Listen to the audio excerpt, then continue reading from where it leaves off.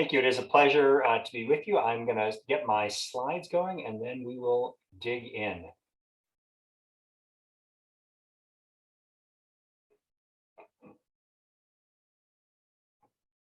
There we go.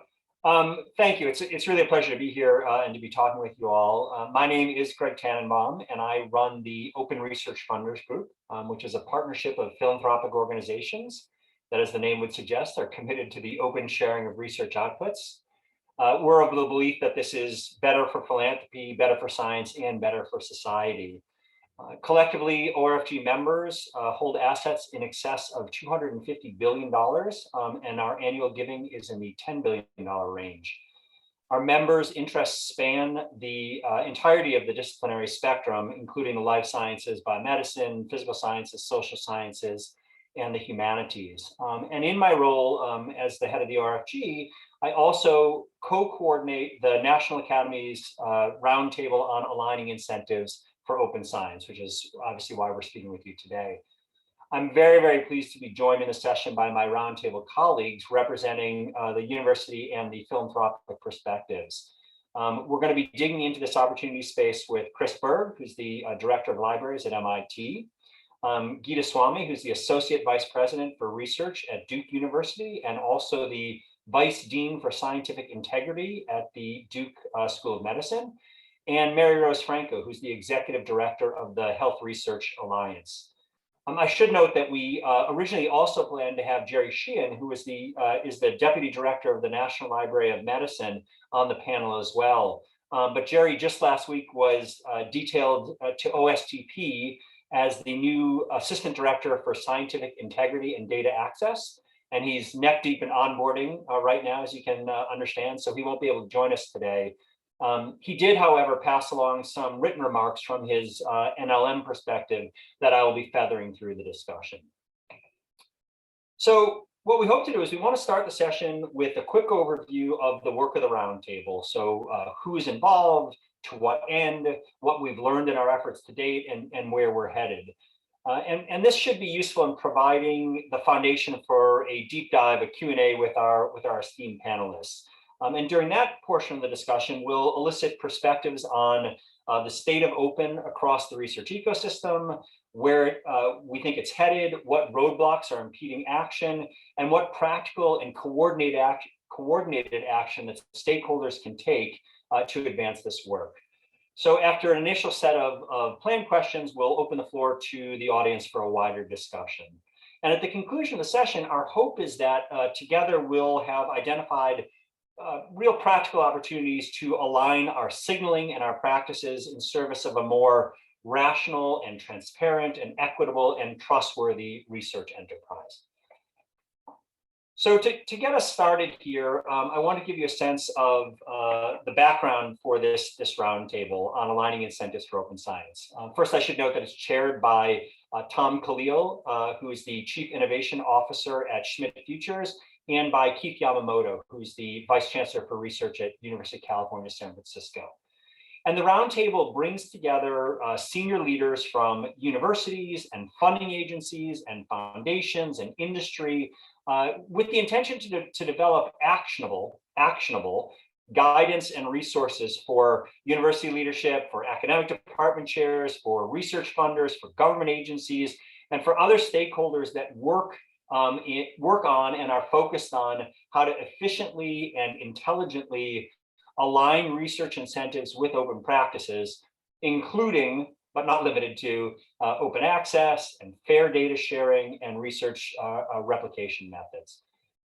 Our members, I think if I can generalize, and you can see the list of the organizations that are represented on the roundtable, our members view this alignment as really as essential to fulfilling their missions. Like your organizations, I suspect, we're trying to tackle big societal challenges, and we're trying to create a better future. And we see open science as essential to these efforts.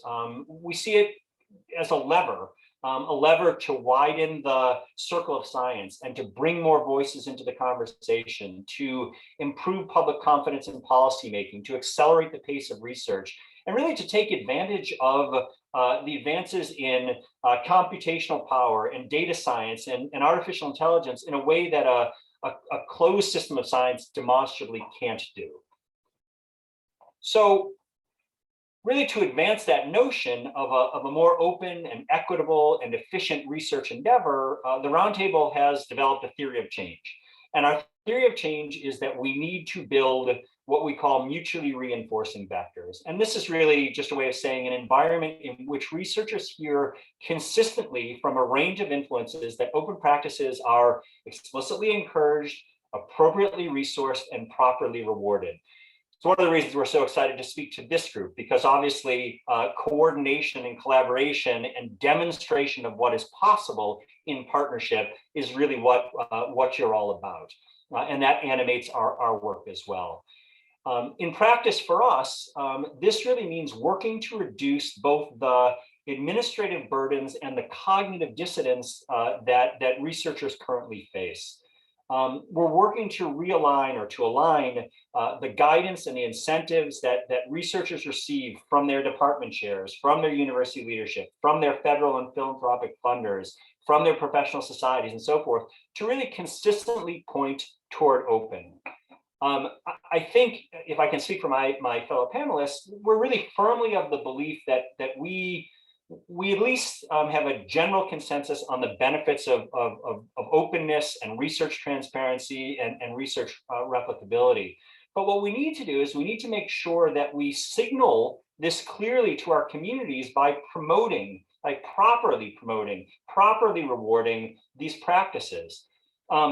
What happens is funders often point to universities, and department chairs point at provosts, and provosts point at federal policymakers, and on and on and on. And so one of the basic tasks of the Roundtable has really been to untangle those knots and to coax each stakeholder to focus on those specific points of leverage that they directly control. Through our work in the Roundtable, we certainly see these points of leverage being activated in a range of interesting and immediately impactful ways. And I'm just going to cite three very quick examples. I know we'll dig into this with the panelists. One of which is from MIT. It's MIT's Open Access Task Force, which was launched by MIT's provosts to, and I'm going to quote here, to coordinate a renewed institute-wide discussion of ways in which current policies and practices might be updated or revised to further the Institute's mission of disseminating the fruits of research and scholarship as widely as possible. So really centering this work of aligning incentives with the mission of the institution. Another is the work of the Health Research Alliance, which has made great strides in socializing what we call signaling language, which is templated language that now more than a dozen funders have inserted into their grant applications and their reporting requirements, asking prospectively how researchers plan to make their funded work openly available, and retrospectively how they've done so and how others have used it. And the third example that I'll cite is from the Linguistic Society of America, which has just recently approved and disseminated what they call a statement on the scholarly merit and evaluation of open scholarship in linguistics. And really what that is it's providing guidance on incentives and evaluation that can be used by linguistics departments around the world as they do their hiring, as they do their annual reviews, as they have tenure and promotions discussions. And that's particularly noteworthy because societies are really critical in helping to identify, articulate, and socialize appropriate norms for their specific disciplines. So once these points of leverage have been identified, we absolutely want to make it easier for stakeholders to effectively activate them. And to that end, and after more than a year and a half of community consultations, the Roundtable has recently released a draft of our toolkit, which really is meant to lay out both the whys and the hows of open science. And it's a modular set of resources that includes best practices and success stories and sample hiring and tenure promotion language and evaluation rubrics that really are meant to be both adapted and adopted in sort of mix and match fashion. I'd certainly be happy to share this with anyone who might be interested. My email address is on the screen there, greg@org. This is a really good example, I'll also note, of a practical cross-stakeholder collaboration. It's a demonstration of what partnership looks like.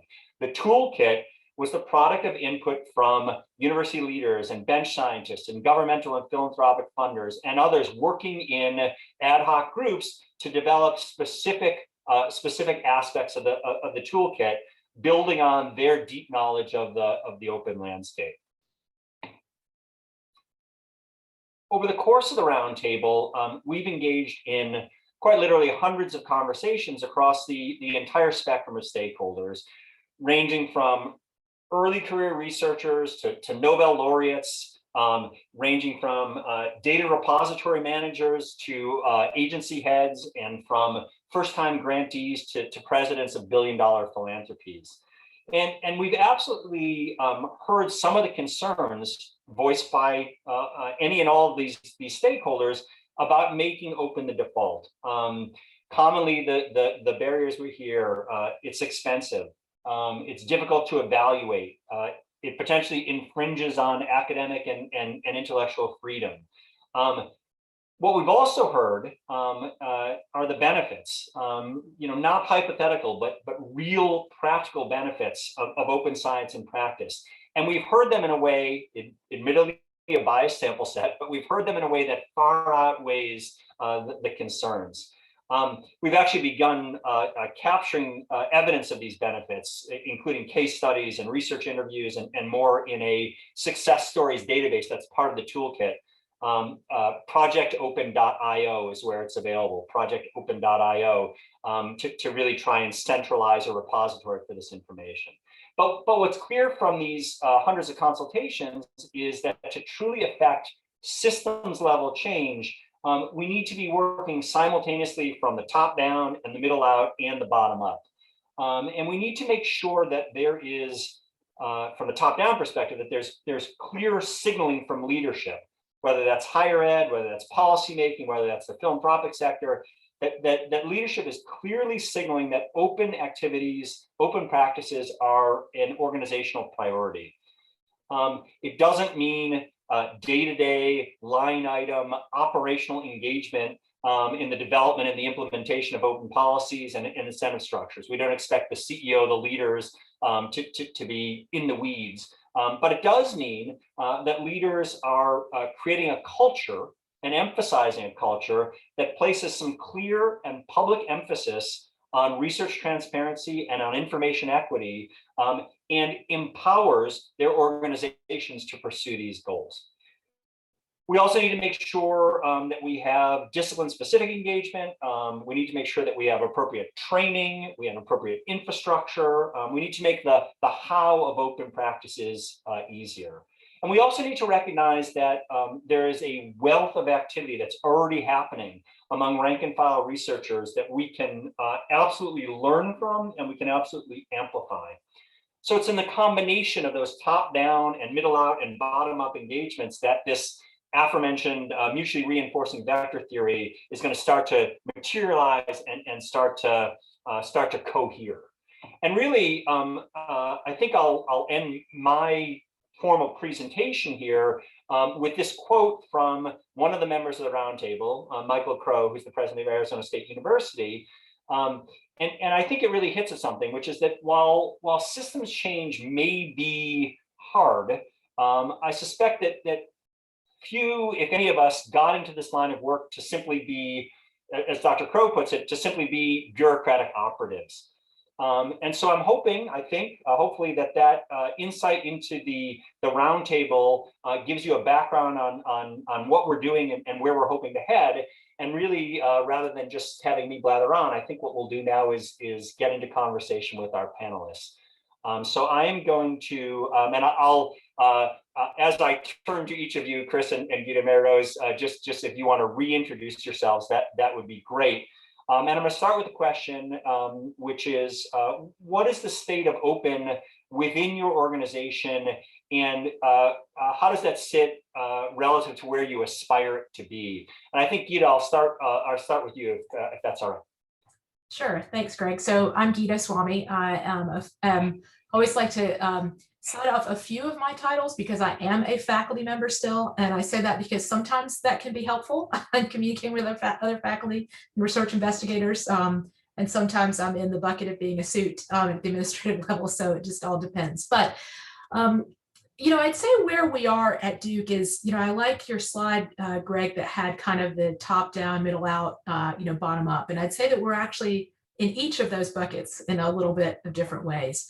One area that we did sort of try to address from the top down was on the promotion and tenure space, because while it doesn't change practice, because we know that there are all kinds of myths that go along with whatever the promotion and tenure kind of descriptors are. My favorite one is when someone says, oh, well, if it says you need 15 publications to meet that metric, you really need 25.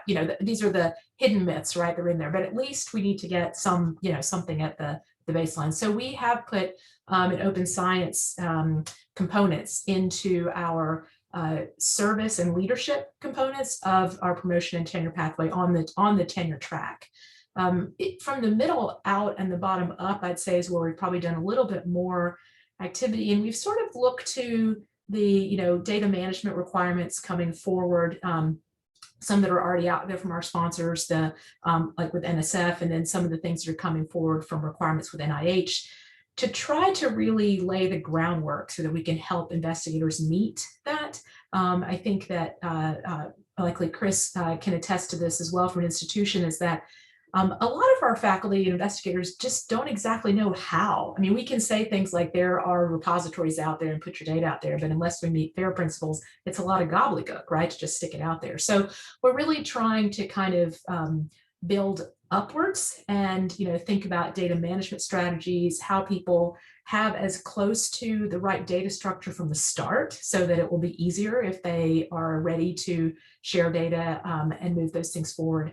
The other part I'd say is to really advocate for the data repositories that we have as part of our collaborations with other institutions. I'm sure many of them are represented here today, and also thinking about publicly available repositories and uses of those as well, and how that can be part of the solution, as opposed to thinking that this is all something you have to start from scratch and figure out how to go. So I really do like that slide, because I think we can put something in each of those, but certainly we haven't sort of filled the bucket on any of them. Yes. Thank you, Geeta. And Mary Rose, same question to you: the state of open within your organization and also where you aspire to be. Sure. So let me start by reintroducing HRA, because HRA is not one organization. Well, we are, but we're actually a consortium of over 90 nonprofit funders of biomedical research. And these are very diverse in terms of size, the research they fund, and their mission. If any of you have been involved with NIFRI, and I'm sure many of you have, you've heard us all say one funder. But my point is that what goes for one like tiny organization focused on funding rare disease research, for instance, isn't necessarily the same thing that works for, say, American Heart or American Cancer Society. But what I can say is that in general, we do want research outputs from our funding to be disseminated as widely as possible. And we all know there's good evidence that open science has the potential to advance scientific discovery, of course, and enhance human health as the COVID pandemic has shown. But we really also want to advance the career of our researchers. So open science practice, such as sharing data, code, or publishing in OA journals, we know can increase the impact of our investment in the people and in their research. So the state is that our expectation is that grantees will make all of their outputs of their research open and discoverable. But that said, we don't want to have to mandate these behaviors. To Joshua Rosenblum's point, ideally implementing these open science practices enhance our scientists' research agenda, their standing in the scientific community and at their institution. And when this becomes the case, we won't even have to ask them to share their data or publish in OA journals or anything like that. They'll do it because their science and their careers benefit from widely disseminating all their research outputs. And that's where we want the state of open science to be. We aren't there yet. We're working hard to get there. 20 HRA members have policies that are encourage or require, and it's not just about pubs. So now we're asking things like, what's your data management plan? Have you used preprints? Do you pre-register? All of those things. We not only ask if they share their data, but if others have used their data, and if they've used others' data. So that's the state. We're asking, we're probing, we're trying to show that we value it. And we're trying to work hard on making sure that these are not unfunded mandates. Some of us do make additional resources available. Some have actually FTEs to help curate data. Of course, curating data is not cheap. But many more of us really want to encourage our grantees to share open outputs, but we need to make sure that this is a net positive for them. So guidance from universities, NIH, and working together. The point is, the more consistent that we all are in what we ask of our researchers and what we ask of our university partners as well, the higher the compliance will be and the lower the administrative burden will be for everybody. Thanks, Mary Rose. And Chris, same question to you, the state of open within your organization and where you aspire to be. Sure, thanks, Greg. And I'll reintroduce myself as well. So I'm Chris Berg. I'm the director of the libraries at MIT. And as I guess the token librarian on the panel, I will take the liberty of answering by presenting it within my own sort of metadata scheme and a different taxonomy than Greg presented. So what I want to do is talk in terms of where we are at Open based on different kinds of research output, right?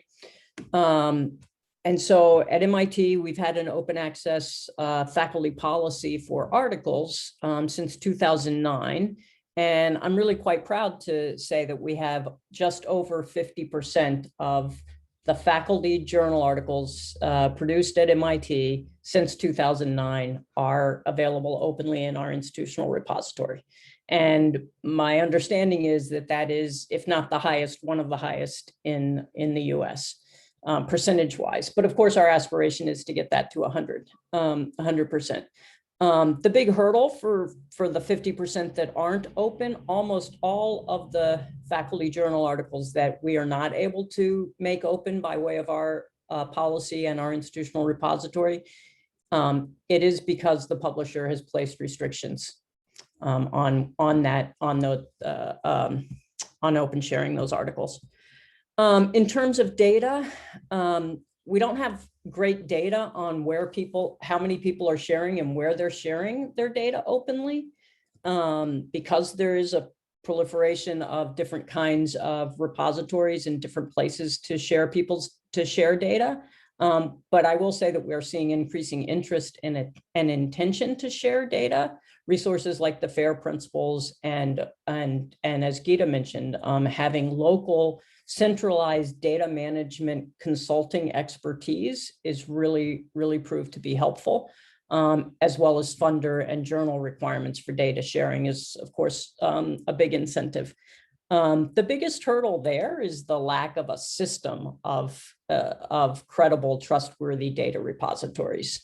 And just as an example, we did a survey of MIT faculty in 2017, and 58% of our faculty are using either Dropbox or Google Drive as their repository for data, and that should scare you. It scares me. There's also a lack of reward for the labor that's involved in creating and sharing fair and accessible data. That's a big hurdle. And then finally, we also are very interested in the open sharing of code that is integral to research. And that's even harder to track the data on that because there's almost no requirements for sharing of code. But the other part I'll say is that even at MIT, which we consider ourselves kind of the home of open source software, only 8% of the code shared on MIT's GitHub instance is open. So there's lots of room for improvement there. So our state of open is pretty good for articles, getting better for data, not so great for code.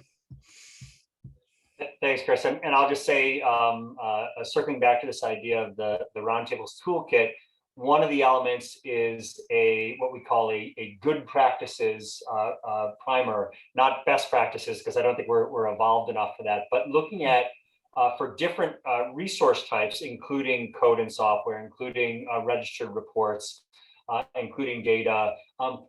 What is it if an organization wants to orient on this and wants to figure out how to get started, but not read a 60-page white paper? What is it that can help you just get acclimated? And so these primers developed by our working groups are intended to do that. So just a reference there. The other thing is I want to make sure to give, I mentioned at the outset, Jerry Sheehan provided some perspective from the National Library of Medicine perspective point of view, and I wanted to make sure, just as he had thoughts, that I could share them out. And so his feeling about the state of open and where he aspires to be from the perspective of NLM is that federal science funding agencies really have an important role to play in establishing expectations for open science practice. And creating a level playing field for all funded researchers. Most funding agencies now have policies in place that apply to publications and data. They aim to ensure that peer-reviewed publications are publicly accessible via agency-designated repositories such as PubMed Central, and that researchers develop data management plans that describe how data will be preserved and shared. He also says that agencies are working together to improve the consistency of open science policy across the federal landscape, even as implementation and practice is tailored to the needs of different research communities. So he cites the desired characteristics of data repositories as an example of the kind of coordination that really is useful in establishing consistent expectations for data repositories that agencies can embed in the guidance they offer to researchers, with the aim of reducing administrative complexity and burden for researchers by establishing common approaches across funders. So, and again, I'll, as Jerry has other insights to share, he regrets that he can't be here, but I'll do my best to broadcast those out. If I may, there's another question I'd like to ask of my colleagues, which is, what are the biggest hurdles to developing a more open research ecosystem as you see them, and how can we work collectively to overcome those hurdles? And Mary Rose, I think I'll start with you. Sure. I have 4 hurdles in no specific order. They're all big. Resources is a big one, and we know that. Making resources open, research outputs open, takes time and money. 2 things that researchers don't really have enough of as it is. And we as funders do realize this. Many allow their grant funds to be used for these activities. But that's saying it's a zero-sum game, so you're taking money from here to use for that. So we acknowledge that, something we're very much wrestling with. We need to make the case on our end that dollars spent towards making research open is as or more effective in some cases as research spent on the research itself. So these success stories that Greg mentioned are going a long way to help us sell that, make that argument to our donors and boards and things like that. But you can imagine that the tension between funding a new project and then giving or allowing additional budget or supplemental budget to make research open. Another hurdle is consistency and guidance. We need clear definitions and descriptions of good open science practices. Right now, we don't have a lot of clarity and consistency for things like what metadata is required, what is the most appropriate data repository, though I have to say NIH's guidance came out, that was helpful. Minimum data standards, what data are we actually talking about? And as Chris mentioned, and Geeta, it's not enough to just throw it out there in a Google Doc. The FAIR principles are huge: interoperable, reusable. And all the other parts of open. When is the best, when to use a preprint? People are very afraid of using a preprint, but sometimes that's what it takes to really advance science. So consistency and guidance is another hurdle. A big hurdle is that the reward structure isn't aligned with our values. If we really value open science, we need to reward it. We need to incentivize it. Again, the behavior really should be self-reinforcing. It should incentivize itself. But if we're going to ask our researchers to go above and beyond, to spend their time and money to make their research open, they darn well better be rewarded for it. And right now, the perception is they aren't, and in some cases, they're actually penalized for it. And something that the funders really need to get a handle on, if we're going to ask something, we need to be able to measure it and reward it and celebrate it. So we need to measure when they comply and highlight it. And we all have blogs and publications. So once the technology catches up and we know when they're complying with our asks, we need to highlight that. And just as if we highlight they get a first author paper, we need to highlight that they have shared this huge data set. So I think those are my 4 hurdles, and I'll let somebody else add to that. Terrific. Chris, I'll same question to you. Yeah, thanks, Greg. I think the hurdle that I think is probably the highest hurdle or the most difficult to get over is in fact the misaligned incentives, and it spills through everything, right?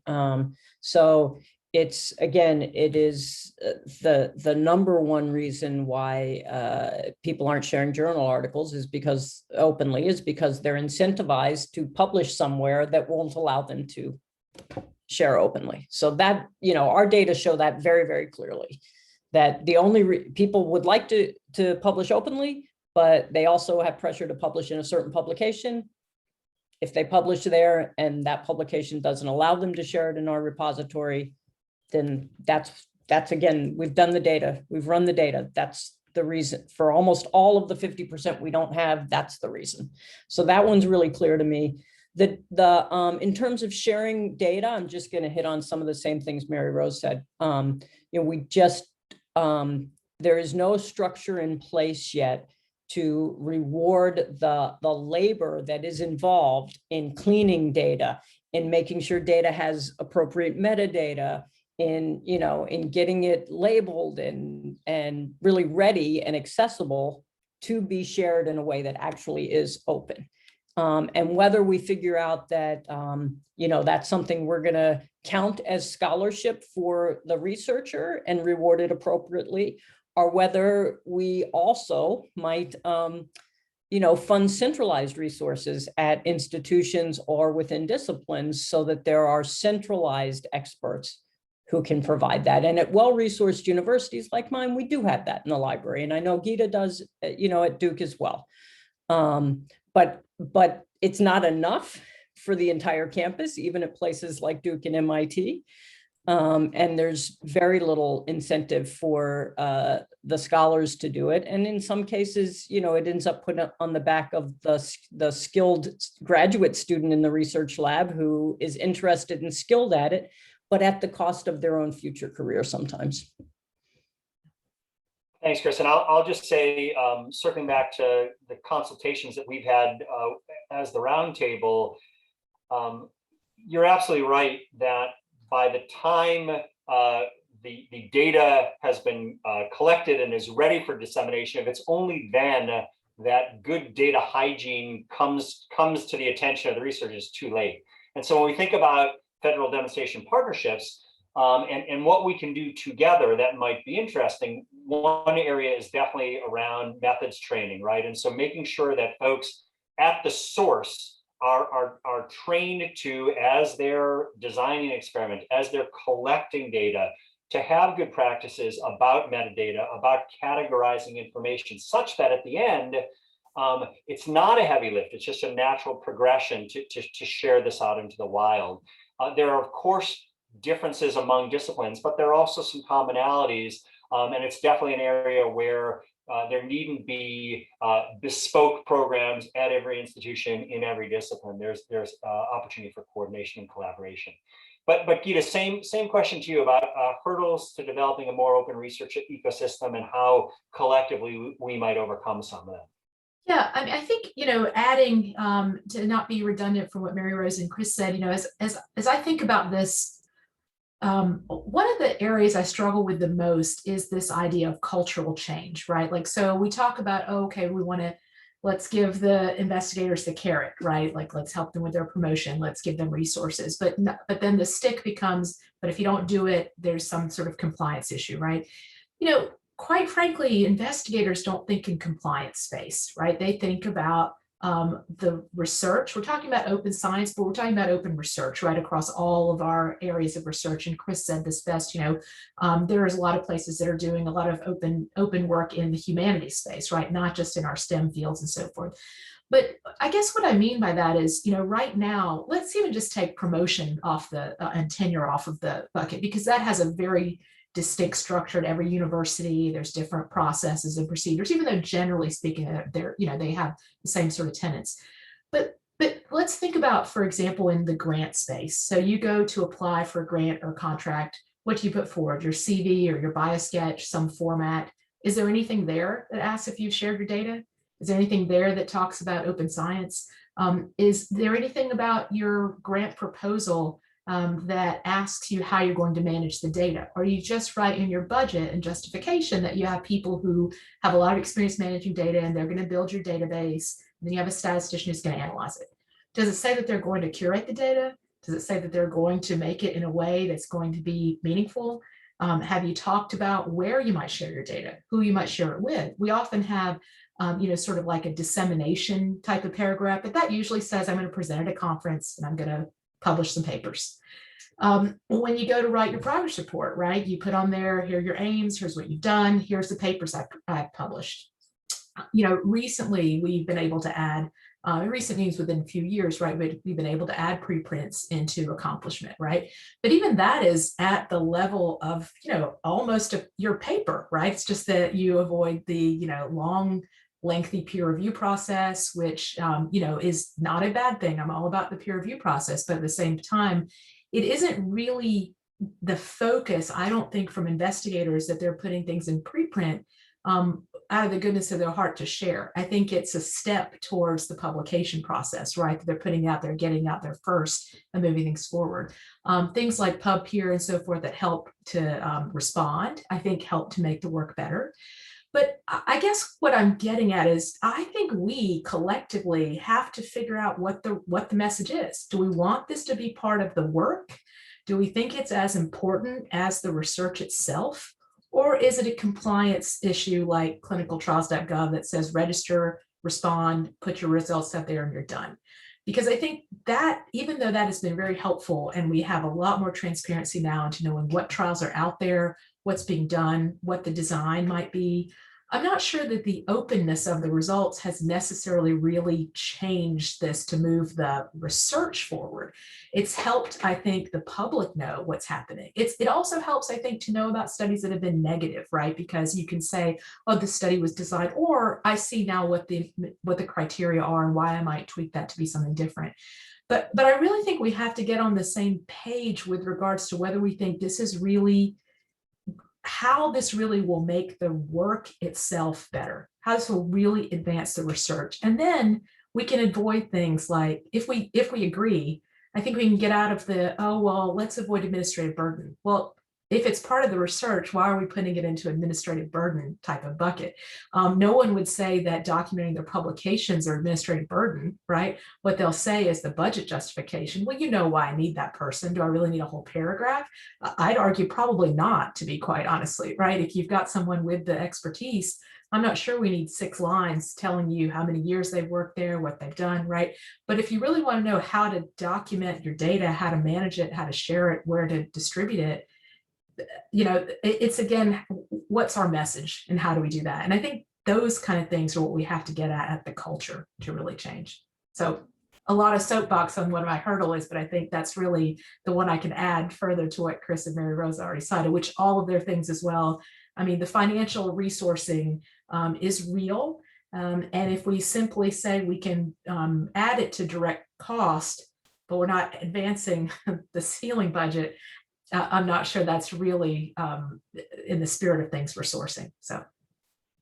Thanks, Gita. And just another insight from Jerry Sheehan, which is very consistent with what you said, and really focuses on this idea on research culture and trying to set expectations that research outputs will be widely and openly shared, in part by recognizing that there is this broad set of research outputs, that it's not just scholarly articles, that there's data and code and preprints and other materials, and that they're meritorious outputs and that they're on par with publications, and that they should be cited, they should be valued when assessing researcher productivity, researcher performance, that matters, right? And the signaling that we can provide as funders, as agencies, as universities, that we're going to value them, creates sort of creates a mechanism by which the resourcing necessary to sort of get this stood up is easier to justify.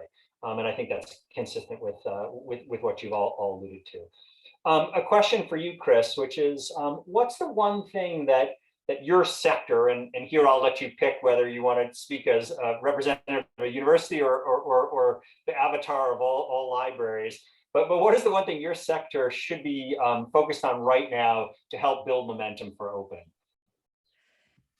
Yeah, that's a great question, Greg. I mean, I think that, if I'm speaking for libraries, I think the one thing that, and I feel like I'm a broken record here, but I'll repeat what Mary Rose and Gita and you have, and even Jerry's comments have all hinted at, which is this idea that we really have to speak as one voice across, if we go back to that slide you showed, Greg, about trying to harmonize the incentives and the rewards and the messaging for individuals and institutions around that open science, open scholarship is part of the job. It's not something separate that we do. It's part of the job, as Gita said, and a consistent messaging that engaging in the open sharing of your research is valued and rewarded and expected as part of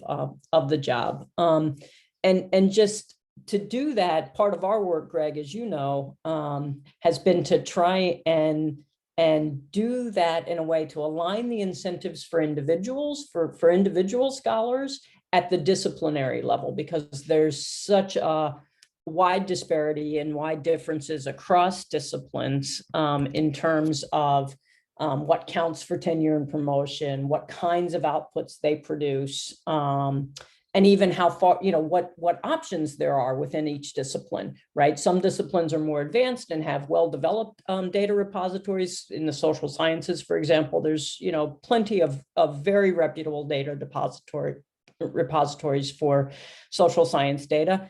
In other disciplines, they're using, Dropbox because they don't have any other options. So part of what we're looking at is, if we want to create incentives for open science, we have to be discipline sensitive. And we also have to recognize, and I'll disagree a little bit with Gita, because panels are always more fun if you have a little bit of disagreement, that we do have to look at tenure and promotion. And what's interesting about tenure and promotion is, yes, the systems are very, every school, every institution has their own unique way of doing tenure and promotion, but they all also rely on external letters, right? So my linguistics department at MIT can do everything they want to promote open science and open linguistics, but unless other linguistics departments are also playing ball, and therefore the letters reflect that, it's not going to work. So we have to actually stop competing across institutions. That's the thing. We have to stop ranking each other. I mean, we can do it in basketball. I'm down with that. I'm a Duke grad. I'm totally down with continuing to compete in basketball.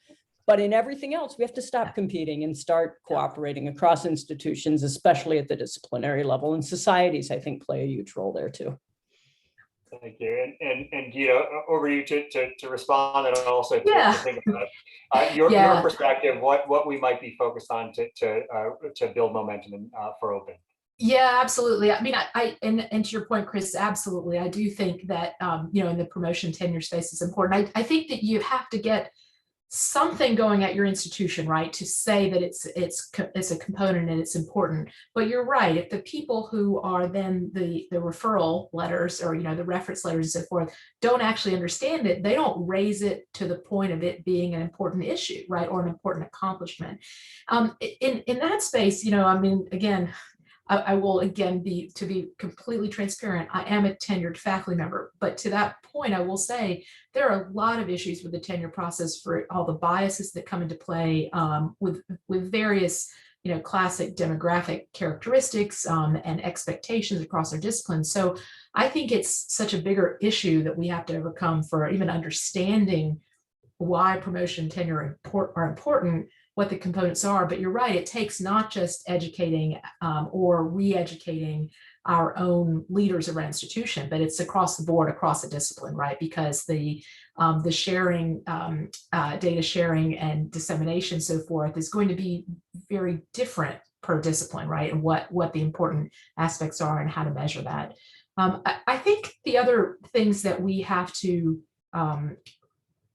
despite having, open dialogue and conversation in this kind of forum, I think we all agree, right, that we have to work together on this. If we sort of, it's easy for us as an institution to say, well, our sponsors aren't giving us enough funds, right? And then it's easier for the sponsor to say, well, we've told you what the expectations are. Why aren't you getting folks ready and doing that, right? Why do you all always say you need more time, right? And then the investigators will say, well, I understand you told me about it, but I don't really understand, and I don't have the tools and resources in my area or my discipline to do it. And so at some point we have to say, okay, what is it that you, Chris, or you, Mary Rose, or you, Greg, need for your research to think about how to get your research ready from the start? And honestly, that's actually, we need to focus on all of it, but when we look at any sort of new tools or resources, it always is a little bit of an easier runway to start from the beginning, right? Like if your project's ongoing, into year 3 of 6 or something, yes, we have to do it. But if we're at the ready, you just got we're starting something new this summer as a pilot that's going to be called sort of Welcome to Your Grant. We're probably going to start with career development type grants because we feel like that's maybe where we have the most potential impact. And really have kind of that consultation service, but make it across the board of the grant. Like, what's your grant about? What are you doing? Who are you working with? What do you need to make it resource? And by the way, let's make sure your data is managed and set up properly from the start. And have you thought about yet where you want to be publishing? What is the right path for you? And we're not going to like our consultation service won't have all the answers, but we'll at least give them what the path might look like so they can talk with their mentors, figure out all those things. I can certainly say that coming up through the years, no one did that for me, right? I just learned from my mentors and from the others I worked with. That's not necessarily the wrong thing, except to say that over my 20 years of being in my career, things have changed a lot, right? Progress reports, when I first started, were something people did, I hate to say it, a little bit at the last minute and clicked submit and it was done. You wrote a paragraph, you didn't really have to do all these like human subjects exemption criteria and all these clinical trials. I mean, it just has advanced in a good way, but it's also information people need to understand. And I think if we continue to rely on your mentors or the more senior faculty always being responsible for teaching you how to do it, we're placing an expectation on people who themselves are not prepared. And so how do we, again, as an institution, help to resource folks to do that? And I just think every little inkling spot where we can sneak it in, well, you need to use REDCap. No, you need to use, oh, hey, do you know about GitHub? Or do you know about, and again, it won't all be on day one, but along the way that they can plan accordingly. And gosh, if we can get them to have clean data, or let me take that back. We can get them to have processes in place where their data will be as close to we'd like it, so that it can be cleaned in a way that is easy. Simply having a data dictionary from the start, right? So that at least, that's like actually a big deal versus after the fact, you have to go back and go, what was 0? What was 1? What was the, it's just little things that again, if we can get out of the idea that this is more hurdle, this is an administrative burden, these are issues, because gosh, doing it at the very beginning is, leaps and bounds less time than if you have to clean it up afterwards. Absolutely, and higher quality for sure. Mary Rose, same question to you. Yeah, well, on that note, we don't want the publishers to be like right now it's like PLOS and Nature, right? So when they get to that point, that's who has the data the data standards, it's a little late when you're submitting. So the leverage that funders have and what we need to be focusing on is at the very beginning. So maybe we're still getting ramped up. Some organizations are not ready yet to have it a requirement on the application, and that's fine. But putting it on your progress report, asking these questions, how have you engaged in open science activities? Have you made your data, show me your data management plan. And no one's going to want to leave that blank 2 years in a row, right? So and if you link to maybe the DMP tool, so you resource things appropriately, you lower the barrier, and you provide the resources as they go. So then what we will be working on is at the application to show that this is valued and valued in such a way that you only get our money if you do these things.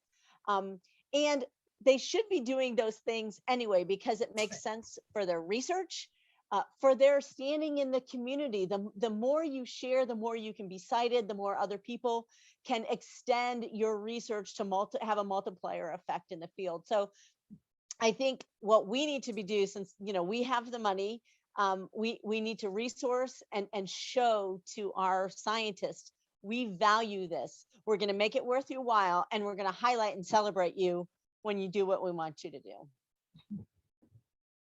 I recognize, I know that folks are asking questions in the chat. I have one more pre-planned question, and then we will turn to those. So please keep them coming. But I think, we'll start with you, and that's just what are your asks and what are your offers to the federal agencies and the universities that are on this call, that are in the audience and are looking to get engaged in this work? Yeah, so I think to me, from the perspective of the agencies, I think Jerry might have made the comment, right, to think about even if agencies don't use the exact same templates or the exact same forms, coming into this in a consistent approach would be really helpful, because otherwise we get faculty or investigators who are applying to two different sponsors or funded by two different ones, and trying to balance those things, and sometimes feel like it's a little gotcha if they do it wrong over here because they got confused. So I think that can be really helpful, at least if the tenets are the same, right? The sort of principles or bullet points or overarching components of data management strategy and things like that. And I also think, again, we really need to be having this as an expectation, as Mary Rose said. This is an expectation of the research. Federal agencies have a responsibility to the people of this country, right? We're talking about right now in the US. So that is what that's their responsibility. We're trying to advance research to advance the good of the public in our country. So if that's the case, then that means that we want them to benefit not only from our findings, but benefit from the overall product, so that there could be other findings, right? That there could be ideas that get sparked by other people, not just in a nicely packaged, pretty publication, right? It has to be the process that you got there, the methods that you took, the way that you structured the research, the way that you put that together and got the output. So if that's the expectation, then let's make it exactly that.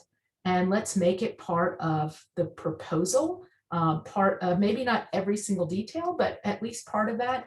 And to the same point that Chris was making about those who write reference letters and so forth for promotion tenure, we need to make sure that grant reviewers see that as well, that they understand that it's an equivalent component. That if you say you've got four publications in this area, but by the way, I shared data sets from 3 of them on these, that should be credited, to the fact that this person or this team of investigators is committed to advancing the work and advancing, the sharing of the data. So I think whatever we can do there from the federal agency space, again, I'd love to see more funds, and I'm going to let others sort of attest to that. But if we can all agree that we have the same goal, I think that then we can really, continue to work together to figure out how to do that. Terrific. Mary Rose, same question to you, asks and offers. Sure. My last point first, we've often, the nonprofit funders look to the universities, for instance, to help us learn what our grantees have been doing. Sometimes the universities know much better, and we don't hear much in the progress reports. So if we can work together to celebrate these wins, I think that would be fabulous, because right now we don't have a good way of tracking them. So that's one thing. Again, to beat the dead horse is the whole aligning incentives. Let's use the same messaging on hiring ads, on P&T packages, on grant applications, on progress reports. If we all are consistent about what we are asking, then the burden for our scientists and our researchers, they just have to do it once, across the board. If the NIH asks for the same thing as MIT asks on their hire, as a nonprofit funder asks, it'd be so much better for our scientists. And again, to get to that point, we need to know so the guidance and the consistency. And let's work together on resources. So there are things that nonprofit funders or the federal agencies are best placed to resource, but there are places where universities are the most appropriate place to resource. So that's something that we should really work together, and we should be in this as a team. Okay, I got this, you got that. Let's not, nothing should fall through the gaps, but we also don't need to double resource things. I think that's it. Terrific, thanks. And Chris, same question to you. Yeah, so that's perfect. So I could build right off of where Mary Rose ended. I think for me, the place, I agree with everything both of you said, and I'll just try to add one more twist to it, which is, for me, the place where that coordination of resources and thinking carefully about what do federal agencies bring to the table, what do universities bring to the table in terms of resources, which might be money, might be expertise, might be all kinds of things, really has to do with identifying those disciplines that lack credible data repositories, right? So if we could coordinate around that, so there's some resources coming in from federal agencies, there's some expertise and sustainability expertise, right? In different disciplines across certain universities, that we could really move certain disciplines that lack an infrastructure for sharing their data and their code. If we could tackle that problem together, I think that's my ask, is that we coordinate on that. And the offer, I'll go specifically to libraries, is, at institutions like mine and at institutions with great research libraries, of which there are many across the country, none as good as mine, but the libraries are a great resource for expertise. But the cool thing is, librarians love to share their stuff. So almost everything that the librarians at MIT have developed to help our community manage data or manage their code or share their code is available openly. Everything the Duke Libraries has developed, they've shared. We just love to share our stuff. So my ask is that you count the libraries as expert partners in this endeavor. Thank you all. And now digging into some of the questions from the audience. One thing that I think is we didn't get into, which is personal cost or individual cost, right? So the question is framed through the perspective of an emerging research institution, but I think it's true really probably for a wide swath of stakeholders. And that's, I'm asked to I'm a researcher, I'm asked to do these things, I'm asked to share my data. Where am I supposed to get the money, the resourcing to do it and do it properly? It's easy for me to say, well, I'm going to put it in on my Google Drive because I have a Google Drive. I know how to do that, and it's costless, right? So how do we solve that? How do we address that? And Mary Rose, maybe I'll ask you first, simply because you represent organizations that have checkbooks. Yeah. So I think an individual with a grant is in a much better position than an individual without a grant. So with a grant, it's a trivial matter to use your grant funds for this. But again, as I said, it shouldn't be a zero-sum game.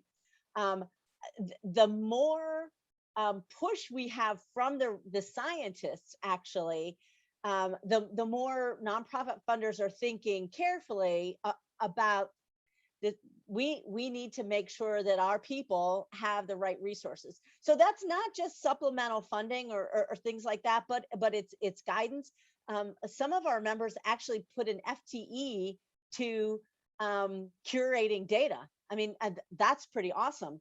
And they'll ask for it at the beginning of the actual RFP, or the RFA will say, and I love this, when you're clear about your requirements in the RFA, and you're clear about that that the funder is going to resource this appropriately, that's awesome. Doesn't always happen. But I think individuals can also ask their funder, hey, this is going to cost me a lot more money than I have in my grant. Are you open to supplemental funding, things like that? So that's definitely a dialogue with your funder. But I'm actually very concerned about, the first time before your K or after your K award and before your R01 award, when you're right there, how does that person pay for this, right? And Geeta, you tell me.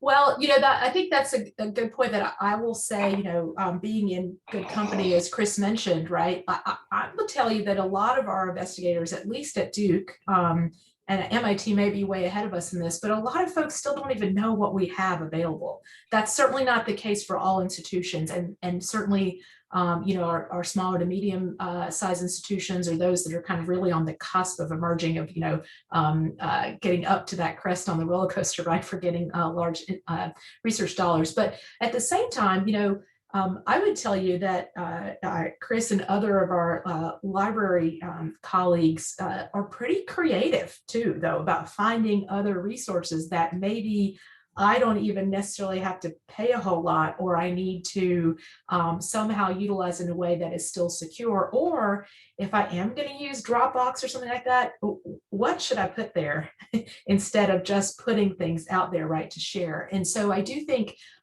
sometimes it can be the collective and the collective sort of collaboration of that. And the other part too is bringing those issues centrally to your library or to your sort of research resourcing group can help to identify the issue and say, oh, we didn't have a solution for Professor so-and-so. Maybe that's something we need to do, right? Because I can tell you the other part that institutions are not very happy about is you spin up a resource or a new tool or a new group and the uptake is slow. People kind of go, yeah, that was, or they meet and they go, oh, that was so great, and they never use it. That's difficult too. So I think getting the right balance, but really going to those that are around you, whether it's in your research support services and the libraries and whatnot, because Chris and her colleagues have an amazing network across the library association space to really be thinking and working with other institutions as well. There's a group in North Carolina across all of the major institutions that I think could be other ways to think about networking and having data sharing models as well. Thank you. Chris, anything you want to add on this? Geeta stole most of my thunder, but I will add that most of your libraries, even and especially the smaller institutions, are members of consortium. So even if your library doesn't have a data management consultant, someone in your consortium does, and we love to work together. So don't discount your librarians. Thank you for that plug, Geeta. And let me say, in addition to libraries, there are other organizations, and I have to declare a complete conflict of interest here with the Center for Open Science, but they have a lot of resources. Other societies have resources. I would head to your neighborhood library first, but your neighborhood library can also help you find these other open source, open resource.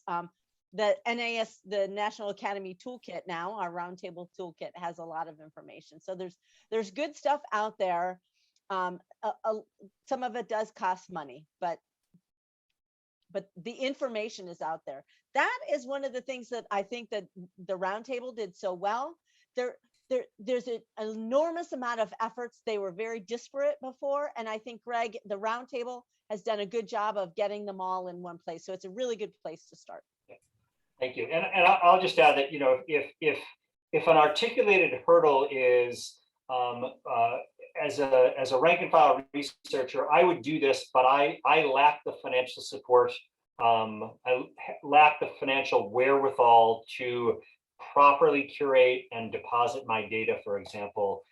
That should be solvable. The amount of money that's in the system and the amount of skin in the game that federal agencies and private philanthropies have, that should be solvable. The amount that we're talking about as a percentage of a grant, for example, it's a very, very small amount. I'm not going to say it's a rounding error, but it's not a rounding error. And so there's a last mile problem that absolutely can be addressed, and we should have the tenacity to address it. But I do think, Greg, I was going to say, I do think, to your point, when you're talking to investigators who are already in the course of their research and thinking about how to do it after the fact, it costs a lot more. And it's costs that they didn't account for. And so it already is to throw your hands up in the air and go, I can't pay for that, I don't have it. Yes. And that's why I think we have to get folks thinking in the right way. It wasn't that long ago, 15 years maybe, that we were readily just using Excel to put our data into. And now, I won't say zero use of Excel, but mostly, right, people are using some sort of database, but that took a long time. So I think it's, again, how do we get people thinking about this from the beginning of their research?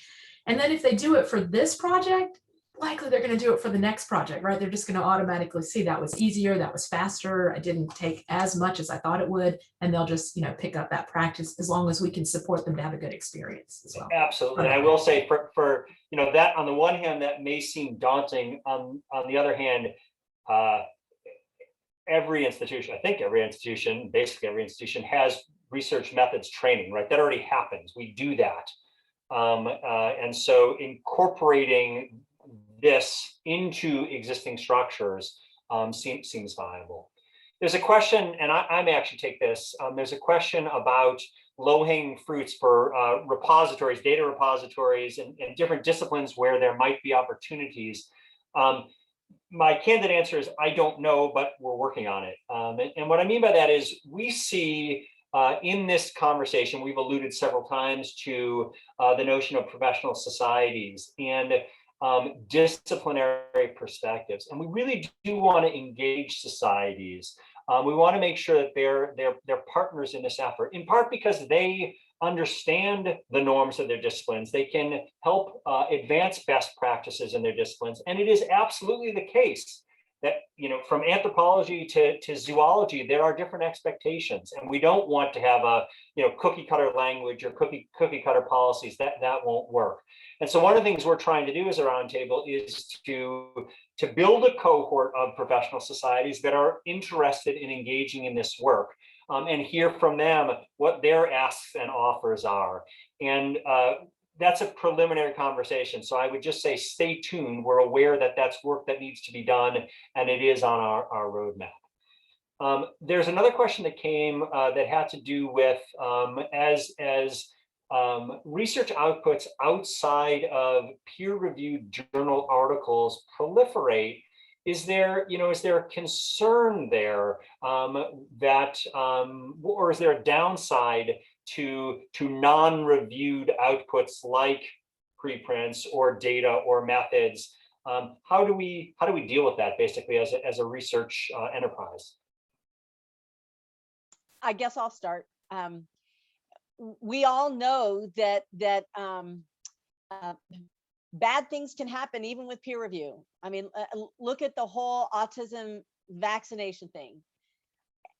It can be argued that if that was published in a preprint with commenting and other people jumping on board, like people did during the whole COVID pandemic, just jumped on bad science and called it out, it can only be called out if it's open.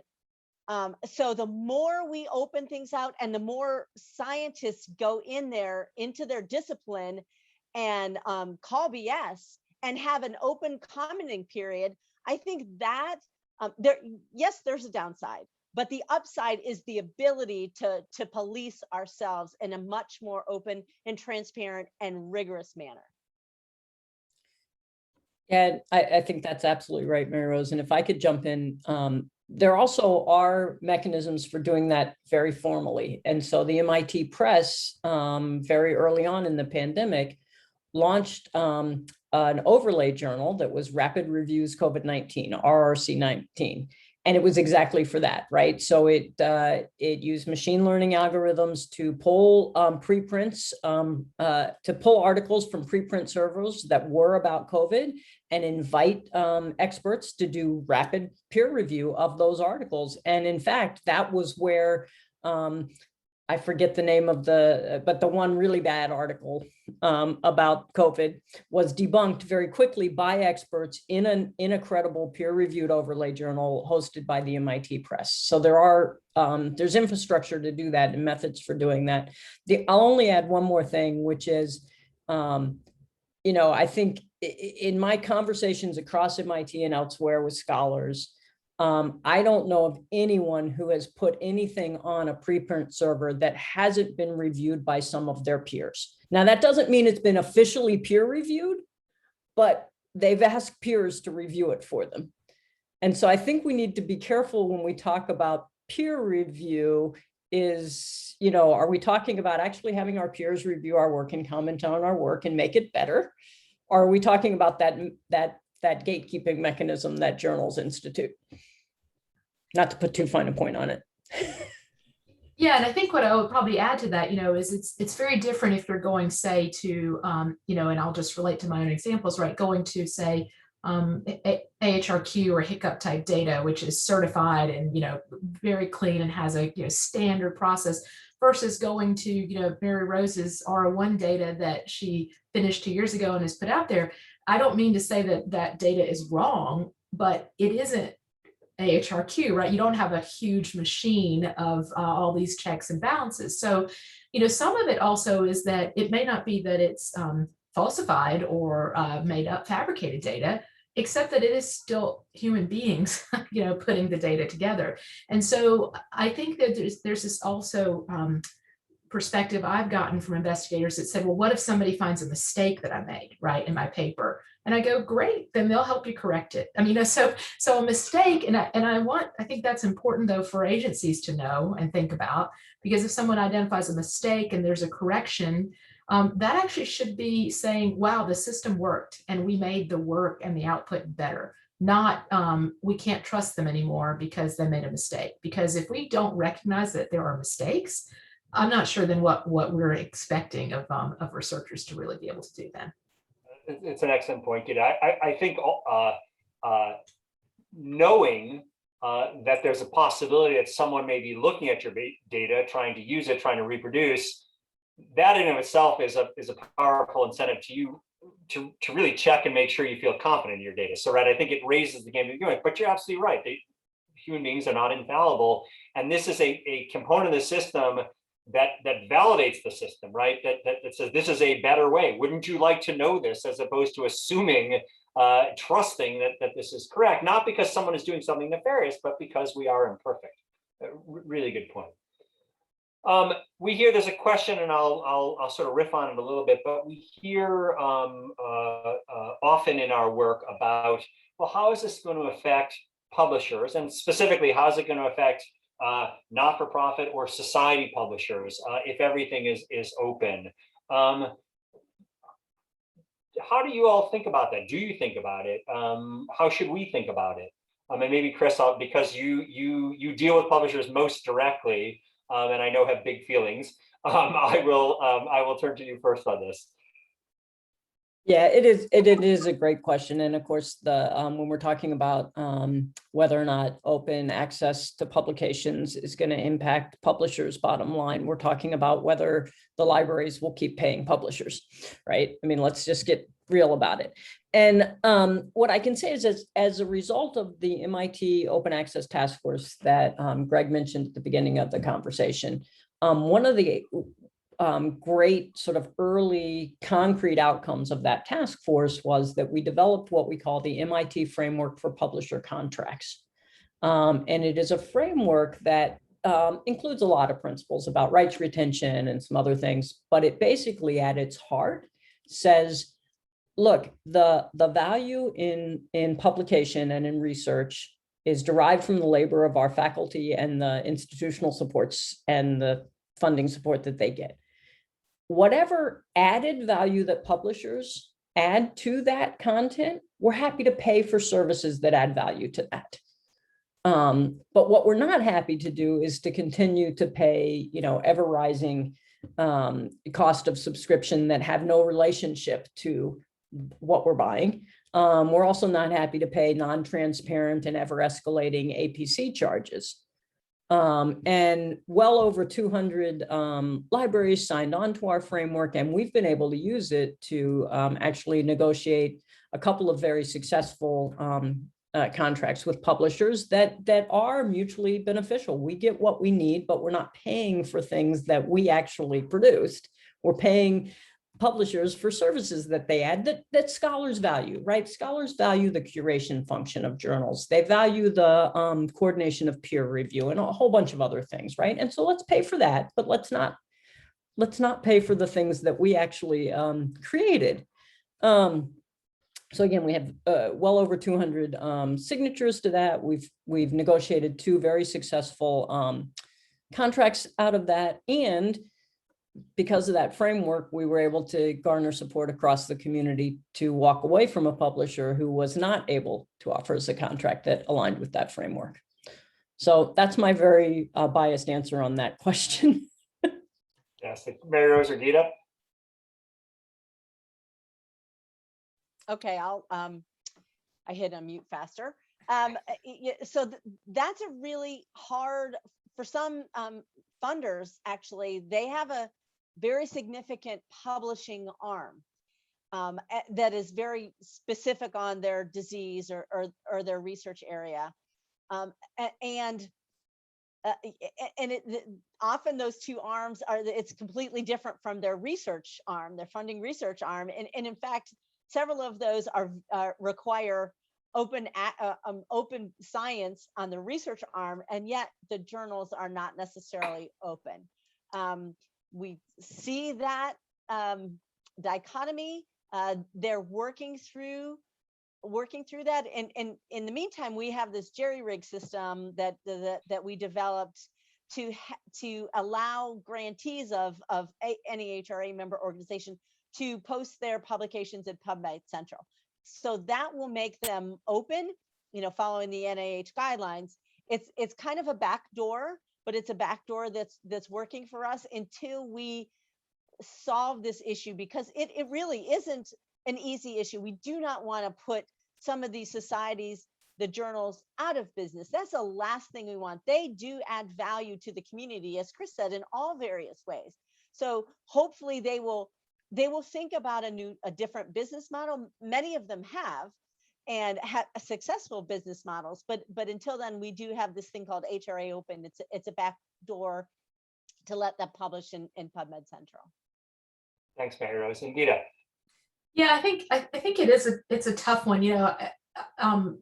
To Mary Rose's point, there's the funders and the link to journals. There's also kind of academic societies and the links to journals, and that is a whole nother ballgame, because that tends to be helpful to the academic society, which again, the individuals publishing there want to be recognized in and want to support, because at the end of the day, you could just say that, yeah, let's throw anything out there and I can find it on the internet, but it is very different, right? When you've got the organizational structure of the expertise and the peer review process that, when it's done right, works really well. So it's a tough one that I will say I really appreciate all the work that Chris and her colleagues have done in that space. I'm not sure that we have gotten to the right balance, because at the university level, I think that we're again kind of pitting this at the level of an institution versus the individual investigator,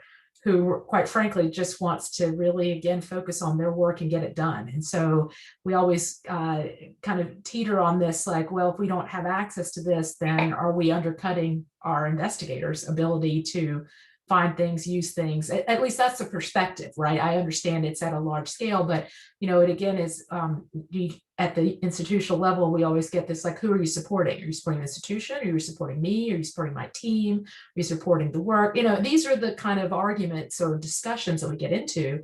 And so again, if we can't figure out how to do it collectively in that way to get institutions and funders together, it just innately pits us against each other. And that's the part we really don't want to do. Thank you. Last question, and it pulls from a number of questions raised in the chat. This is big, complicated work with lots and lots of parts, and lots of actors that have to align. What makes you optimistic that we can achieve escape velocity, that we can do this? Well, I actually think if there's anything, I have been trying to think as we're moving into what I think is a positive force in 2021, what have we learned from the last 16 months or so? Clearly, as Chris and Mary Rose described, right, the acceleration of findings, results, data, and actually direct impact on clinical care and management, development of medications, treatments, and so forth. Again, knowing that all of the work we're talking about is across so many other disciplines. But if we learned anything from that, it means that actually when we collectively try to work together, we can. You could argue that it was costly. You could argue that it was confusing at times, that it was not always. It was messy some days, right? We had differing opinions between WHO, between CDC, between NIH, between the US government. But isn't that what we do all the time when we have these panels? We're all just talking. It's just that it was not at the scale, or the scale of it and the rapidity of things out in quote print or media and whatnot was just faster. But we can just figure out the right paths from that. And the fact that we're all talking about this in a way that has escalated and resulted in, the toolkit, in the ongoing discussions, and the National Academies giving this the attention, funding agencies giving this the attention, we can get there. It's not easy, and it's not going to be without the bumpy road along the way, but we'll get there. Thank you. Mary Rose. Sure. What gives me hope is that when we talk to researchers, the scientists themselves, they are excited. They see the value. And so when we talk about the culture change, I hate to say that they're the bottom up, but that's not where we're seeing resistance at all.